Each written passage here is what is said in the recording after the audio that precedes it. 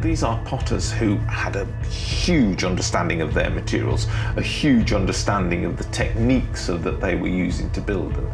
So the challenge really is trying to get my head inside the head of a 5,000-year-old Japanese potter and just understand the structure.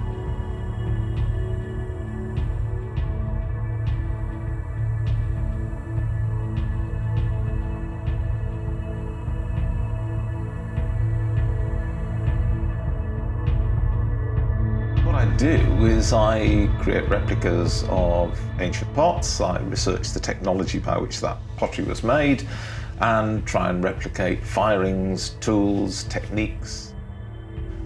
The project I'm working on at the moment is Japanese Neolithic pottery, specifically these Jomon flame pots. In Japan, these are truly viewed as precious. They are termed national treasures. There are a lot of them.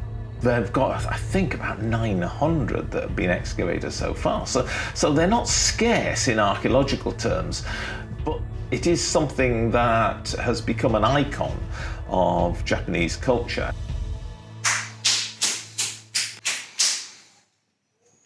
They were making these incredibly elaborate vessels as cooking pots, basically. They're found in their houses. They're found in a hearth in the house with evidence of having been cooked in. And what really fascinates me about them is the people who made them, they are hunter-gatherers. They are people who received wisdom would suggest need to spend a lot of their time simply surviving. And yet they're taking the time to make pots which are taking me around about 20 to 30 hours each to make. That is a massive investment in time in a single pot. So what really interests me is the fascination with what are these people saying with these pots? What is the reason for making these pots? Around about 5,000 years ago, the time when Stonehenge was at its height, being constructed, being used, British potters were making rather simpler pots. So cooking vessels that were occasionally decorated, occasionally with cord marking, so there are similarities there. But that's really where the similarity ends, because these pots are incredibly elaborate.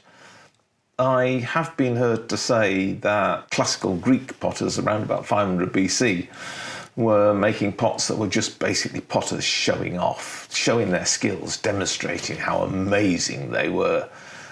And then I find that actually Japanese potters were doing it at least 2,000 years earlier. These are pots which challenge everything I know about pottery.